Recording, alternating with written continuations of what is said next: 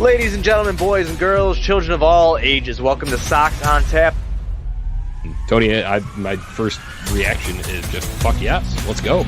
Sox versus the Twins. That's where it all starts. It all starts taking care of business in-house in the Central Division. That's right, I'm a meatball. You got to bring that top button swag, baby. It is always great to beat the Cubs. And I'm a homer, so I always say they're gonna. Dallas Keuchel Lamson got some beards that you should be afraid of. What everybody said when he gets out there, it's me versus the other guy, and I'm going to beat him. So I just love that mentality. It's cool and fucking tough. Steve, would you say that Tony is mad online? I would definitely say that. The White Sox winner.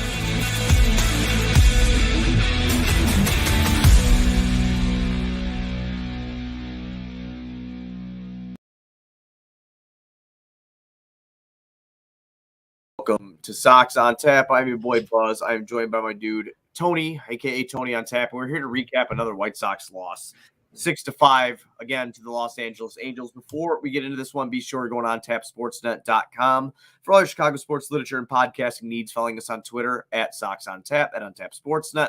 Following Tony at Tony on Tap and me at Buzz on Tap. Anywhere you can listen to podcasts, you can listen to us. 5-star rating and review because that's cool and tough. Also, if you're watching on Facebook or Twitter, if you get the opportunity, please go over to the YouTube, subscribe to the On Tap Sportsnet YouTube channel, hop into the comment section with us, and talk about these White Sox games, whether it's win or losses. Also, BetRivers.com. Use promo code ONTAP because you can get $250 of your first deposit back from BetRivers. That's $500 available to you from Tony. So go to BetRivers.com, use promo code ONTAP. Tony, ad reads, mouthful. White Sox losing again. Expected. How you feeling after going to this one today? I didn't expect this one, man. I was just on this show last night on these airwaves talking with our guy Johnny about a White Sox winner that felt really good. And, I spent the afternoon at the ballpark. It was a little chilly, a little misty. And I watched a White Sox offense kind of limp through a ball game. I was on here last night. Like I said, I preached one thing.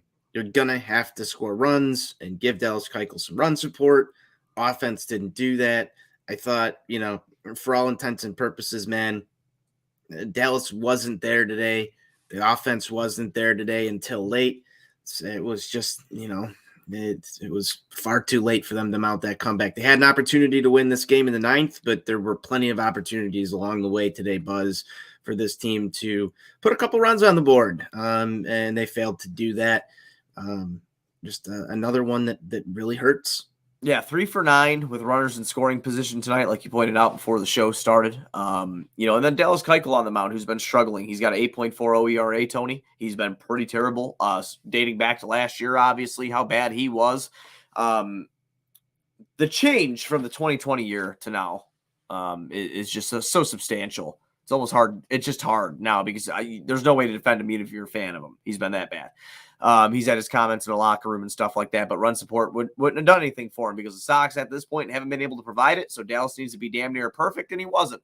And he let up 4 runs. He goes 5 innings tonight, 6 hits, 4 runs, all of them earned. He walks 5, strikes out 1, and lets up a long ball in 79 pitches. Finishes the game again with an 8.40 ERA. Buzz, the thing that was so drastically different than yesterday is Vinny Velasquez goes out there and doesn't walk anybody. Yeah, he was unbelievable yesterday. Yeah, Dallas Keuchel comes out today, issues a ton of free passes, gives up some long balls. Yeah. You're going to get beat every now and then. I still think some of this is a little bit on the White Sox offense. I'm a little mad that you some inability to capitalize on things earlier in this game, but overall, I'm looking at the line here. There were a couple balls that were hit in the air today, Buzz, where you really would have liked to have seen a ground ball, and that's what Dallas Keuchel kind of prides himself on. Again, you're going to get beat sometimes, but the Angels won this ball game, theoretically on a sac fly. That if you don't have a sac fly there, you just have the ground ball, maybe a run doesn't score. It just seems like the ball is in the air a little bit too much. I don't know what the exact stats say, but for a guy who's out there to get you ground balls in big spots, didn't happen. So here we are once again. Yeah, I mean, Dallas not doing his job to how we're accustomed to and what he probably expects of himself, plus the offense still struggling because, I mean, everybody who's probably listening to this without watching, like you said, would be surprised here. 5 innings put up in the 9th inning by the Sox, and they only lose this 1-1. 5 runs in the 9th inning. 6-5 is how this game ends. Sox string 12 hits together, most of them, like you said, coming really in the 9th inning there, making their little comeback. The inconsistencies of the offense are going to hurt no matter who is starting, even though we've gotten some brilliance out of Dylan Cease. We've also, outside of the last start, for the most part, had witnessed some brilliance out of Michael Kopech. You know what Lucas Giolito is going to bring you. But the offense isn't stringing enough together any offense for anybody, whether you're Lucas Giolito or a struggling Dallas Keuchel or on fire Dylan Cease. It's a problem. I really hope it doesn't remain a problem, but I don't know. Here's my question for you. How do we get Dallas Keuchel right? I don't think you do. I don't think 2020, Buzz shaves his beard. Dallas Keuchel has a Cy Young, he's on the Cy Young voting. Yeah, no, 2022, you're not going to shave your beard to bring Dallas Keuchel back? No, I won't. No, I won't. If it was like Cease or Giolito, I give it up for him. But Dallas Keuchel and his comments and watching Steve a couple episodes ago go off on him and just tell him to shut the fuck up and stuff like that. He spoke again today. He Yeah, he said that his struggles this year are unlike last year's struggles, that right now everything feels good, that there's just, some bad luck behind it and some other stuff. I mean, and that's totally possible. Dallas doesn't want to let go. He's getting paid pretty heavily right now. This is probably his last big contract. He's a former Cy Young winner. He's a competitor. He's a former World Series winner, whether or not you want to count it because of the cheating that the Astros did or whatever. Dallas Keuchel is a professional. He's got some fire behind him. He wants to be good. But the fact of the matter is, it doesn't matter what he say. Last 2 years, he's been trash. But right now, you can't even mask it because the offense for the White Sox has been just as bad as him. So there's no blame. There should be no blame passed around here, really. You sucked as a collective. You lose as a collective. That's it. And you're kind of right there in a sense. I just want to go and just talk about the bullpen in this game. Ryan Burr comes out, works that scoreless inning. He got touched up a little bit in his first appearance back. Really good to see him get out there. He did issue 2 walks, but he gets out clean. Ruiz comes in himself and also has a very 2022 Jose Ruiz clean inning. What are we getting here with Jose Ruiz as this goes on? He's been a real bright spot on a very bleak team. I just feel like it's like that guy that you get behind, right? Like, oh man, this guy's killing it. And then when the time comes to really be like, oh, he's been on fire all year, he's going to be the guy that gets rocked. I mean, we've seen Jose Ruiz before. I mean, he's pitching real well right now. Let's see if he can do it. So you don't think this is going to last? You think it's going to come back and bite us at a really? I'm sure it will. I'm sure it will. Yeah, I'm sure the baseball gods will be like, yeah, we dangled this carrot because that's what your owner said to do. Dangled the carrot, and you believed in him, and then we rocked him. So we'll see what happens. But I mean, come on, man. He's been around here for 2, 3, 4 years. I mean, we know what we're going to get out of Jose Ruiz every time. He might give you a good appearance. He might give you a shitty appearance. I'm not really super stoked. Just like people say, don't panic about how the Sox have started. Don't praise either until it becomes a consistent thing. And Jose Ruiz, I'm not ready to give my praises to until it's a full season of baseball. That sample size. That's where I'm at. Hey, that's fair. That's perfectly fair. I think he's been a bright spot. We've talked about him on this show quite a few times, and in very positive conversation. It's just weird to me because we all know that there's a meme floating out there about Jose Ruiz makes me specifically drink that Johnny made at one point in time. Buzz, after that, Tanner Banks comes in, gets touched up a little bit today. And then they go to Foster. I did see Liam Hendricks warming in the bullpen, at the end of the 9th inning. I believe we would have went to him if it got that far, but it did not.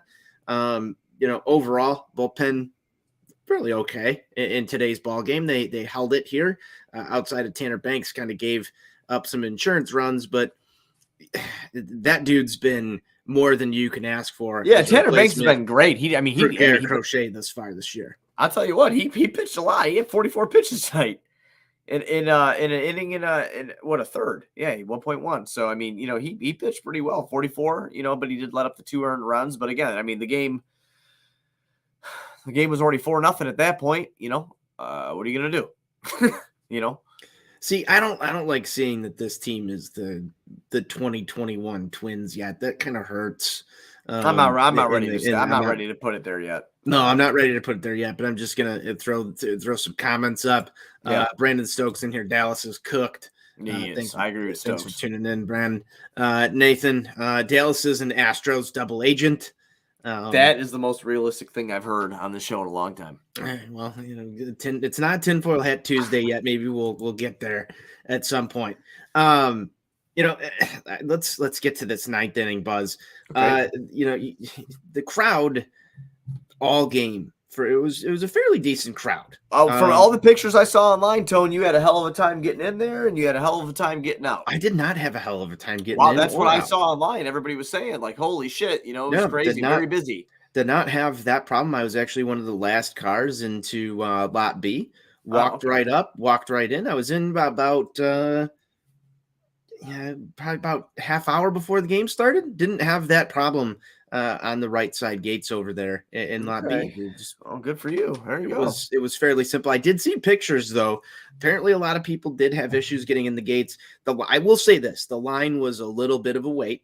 And they did have some gates shut. I did hear from one of the employees who was taking tickets that they were short staffed because of yesterday's ball game being a rain delay.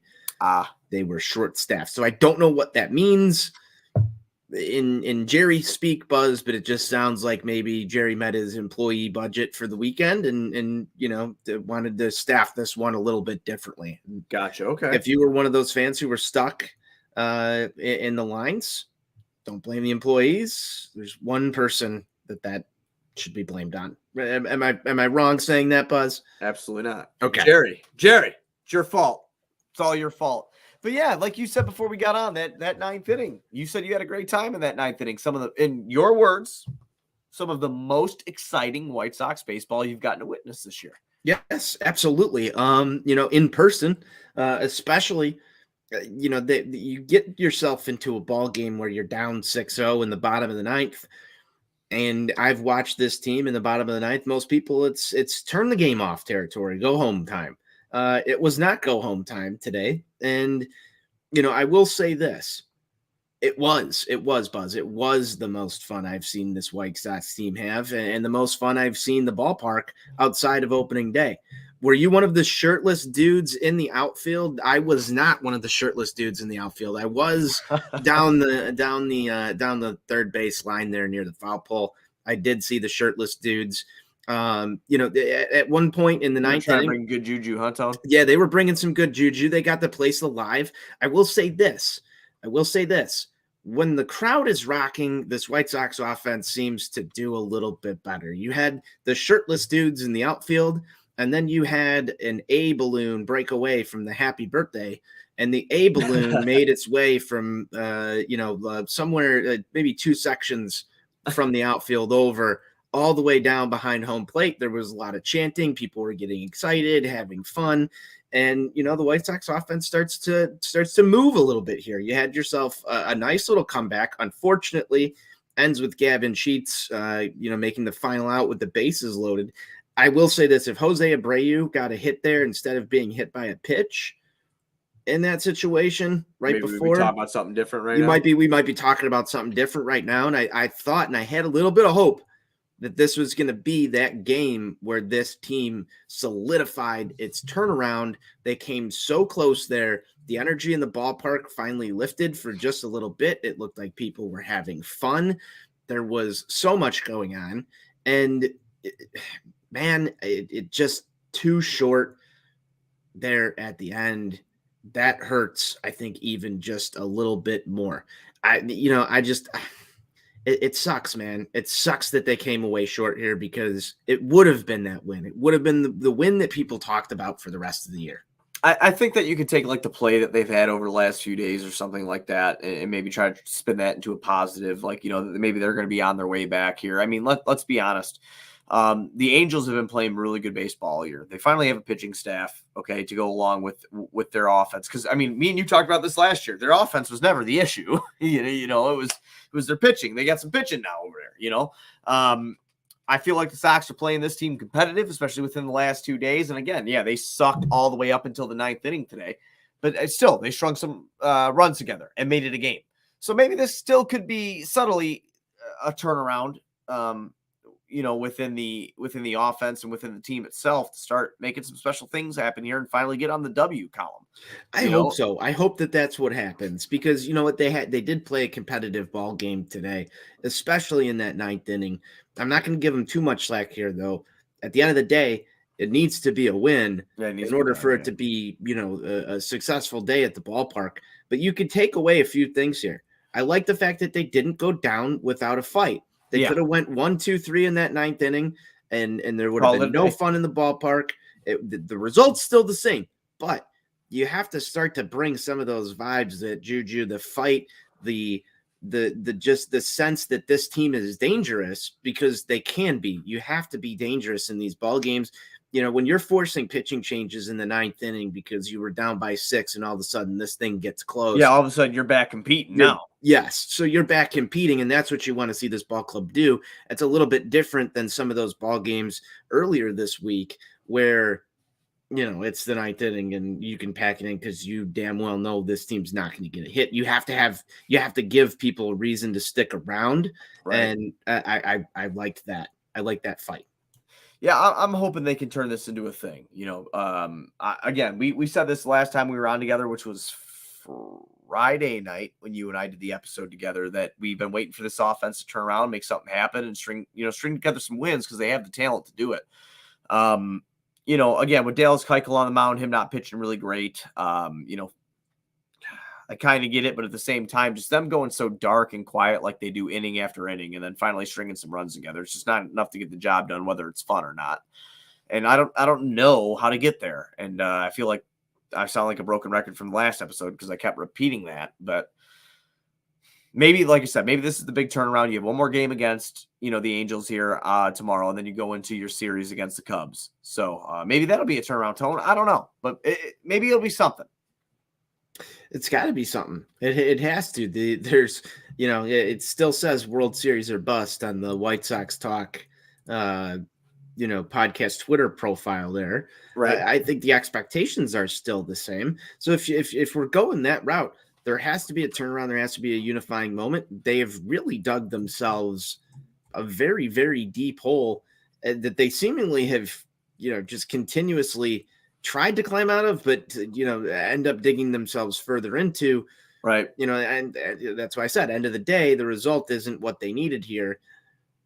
I don't know how you get out of this. I really don't, but it's got to be something.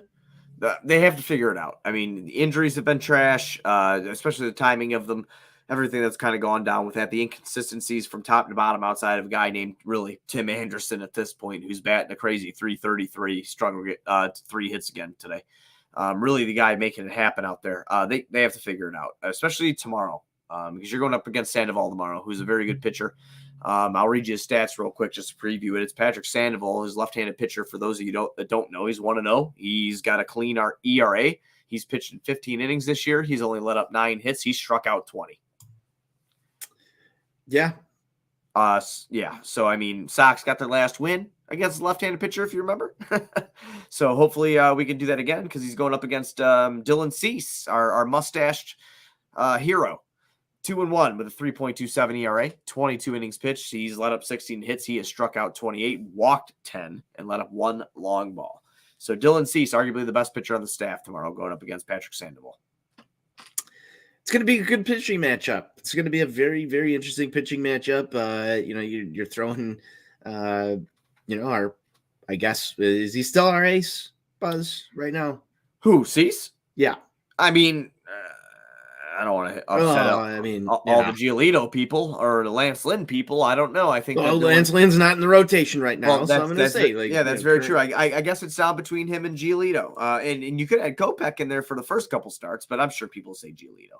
I mean, for a lot of people after yesterday, Vinny Velo's their ace. I saw some hot takes flying on Twitter. Oh my god! Yeah, Vinny Velo. Where's the T-shirt at? Vinny Velo. That's what Johnny was saying. Vinny Vibes, Vinny Velo. Yeah, that's right. Yep. It's a cool name. It's a cool nickname, Vinny Velo. It is. I dig that. I really do. But is Dylan Cease still the age? He's been their best pitcher this year, I guess, arguably. But outside of Jose Ruiz, that is. Dylan Cease, he's going to have a tough task tomorrow. This isn't the Detroit Tigers.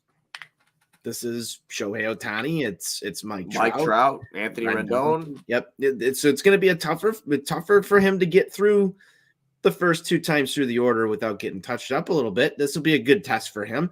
I think he should rise to the occasion, though, Buzz. It's really going to be on this White Sox offense once again.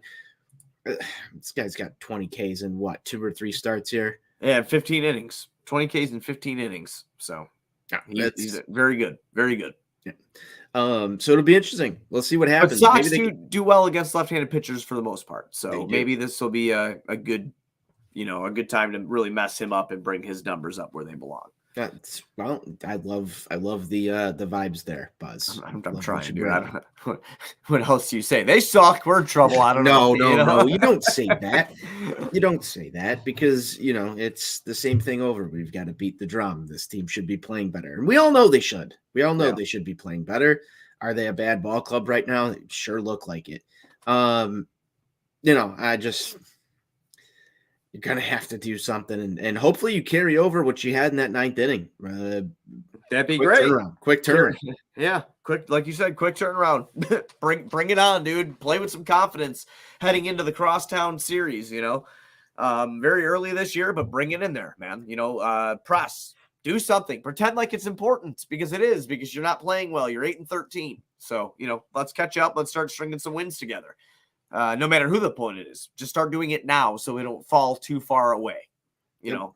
Before we get to some picks to click, Buzz, let's get a few baseball White Sox nuggets out there. The rosters are going to be going down in size. Right. Yeah. La Russa said before the game we're probably going to drop 1 pitcher, 1 hitter. Who's going down? Any early predictions?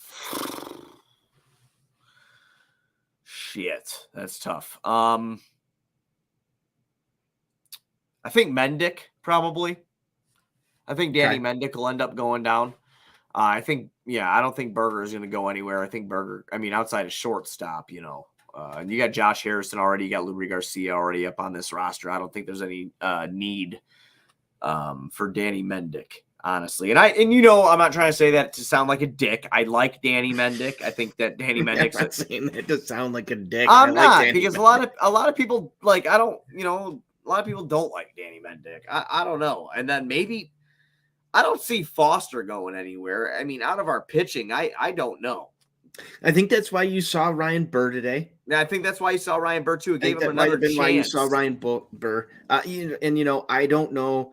They can. I don't know the actual rules here. I see Alex Rude's in here, so yeah, Alex Rude's saying Severino, and Rude's always right. Severino was kind of my pick there in the bullpen. If it wasn't potentially Ryan Burr or Kyle Crick, were kind of my guys that I thought could be on that short list there to go down. But I don't know how this plays into options and everything.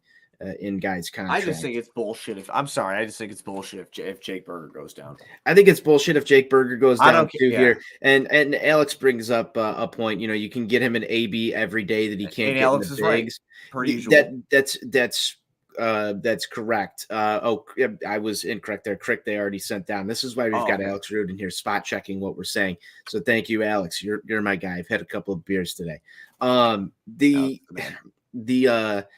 The thing that I disagree with on the, send Berger down to go get at bats is that his at bats have been more productive than what you've seen from guys like Lurie Garcia, and to an extent up until the last few ball games, Josh Harrison. And he's also played a really solid third base defense. I don't know why. I just feel that Jake Berger deserves to be on this ball club. I think so. In whatever facet, whether that's playing second base, backing up Yohan Moncada, coming off the bench and being a threat late in games. The bat plays. I would give him the chance to play second. I would honestly, seriously consider the thought of potentially seeing if Yohan Moncada would be willing to taking some reps at second base. He's been there before, and have both of those bats in the lineup. This team is the batting order is just so much deeper when you have Yohan Moncada and Jake Berger in it. And if you're gonna have to DH Yasmani Grandal, because we talked about this just a few days ago, something is not right there. He still had the knee injury last year. He's going to see a fair share of at bats at DH eventually when you do get Eloy Jimenez back. You're gonna need something here. If you're stacking this lineup with the best bats that are available, Jake Berger and Yohan Moncada are most likely in it. So you're going to have to work it out one way or the other, unless you're willing to sacrifice Yasmani Grandal. I'm not sending Jake Berger back down to AAA, Buzz, just because Grandal is going to eat up those at-bats there. And I'm already sort of getting disappointed in the Reese McGuire, having to be in as a defensive catcher, using Grandal in the DH spot. Yeah, I mean, that's limiting sucks some that options. he's playing every day. Yeah, the options are very limited with this. Right. Yeah. I hate that he's playing every day at this point, but I basically echo everything that you said. And just to throw my own little, sprinkle on there is I really hope that that Jake Berger does not go down. I think that his bat, again, it's been doing well in this lineup. I think that more than anything, the Sox need some good offense. And instead of the guy who's been providing some of it down, I think is idiotic. And that's where I stand on it. Personally, I think that he can play second. I think he can play third. You have Josh Harrison. You have Luis Garcia already on this roster. They can fill in the shortstop position when they need to. Let Jake Berger get some play. You let Jake Berger get some run, and maybe with some consistency within the lineup, he can make something special. Not special, but you know what I'm saying? He can be a force within this lineup that, brings you something. Rather than a guy like Danny Mendick for defensive. You don't want automatic outs in your everyday lineup. You just don't. You don't. In today's ball game, I will get on this one. This isn't even and I think it goes down to the fact that your lineup construction is so limited when you have to have Yasmani Grandal's bat in there at DH and Reese McGuire, in there at catcher. And this has nothing to do with Reese McGuire behind the plate. I think he's absolutely phenomenal back there. I'm very comfortable with his defense. I'm comfortable with the way he calls the ball game, comfortable with all that. It's the fact that you start to look at the back end of this lineup right now, and it's, Harrison's kind of a question mark at points. If Danny Mendick's in there, Luis Garcia, that's not Luis Garcia slander. That's just who's at the back end of the lineup. You've got who else is bringing up the rear down there? You have Harrison, you have McGuire, AJ Pollock when you have he's Mendick. streaky. Well, AJ Pollock's been terrible since he's come back. I mean, it is what it is. I mean, I don't know. You can't stack the back end of this lineup with it and expect to string together, what you saw in that ninth inning all the time, because you're gonna just run into these problems over and over again. This lineup is far more sexy when you've got Jake Berger and Yohan Moncada in the same infield in some sort of combination comparative to all the other options that are on the table. Because otherwise it's Harrison, it's Mendick, it's Garcia, it's guys that aren't everyday MLB players. It's guys that shouldn't be in the lineup every single day. And Jake Berger so far has shown me that he deserves to be in the lineup more than any of those other guys. So where are we at with this? Right. There's got to be a way to make this work. Well, I guess we'll find out tomorrow. Yeah, I mean, if we're gonna try and get smart with some stuff, that's the way to do it. The only other time we're gonna find out, Buzz, is when Yohan Moncada comes back, and rumor has it he left the yard in Charlotte today. So, well, he winced in pain after an at bat, is what I saw on Twitter. I did not see that. You want me to send it to you right now? I'll send it to you right now. I know we're not live on the air, but if you didn't see that, just go ahead and type that in. Yohan Moncada did wince today after an at bat, winced in pain.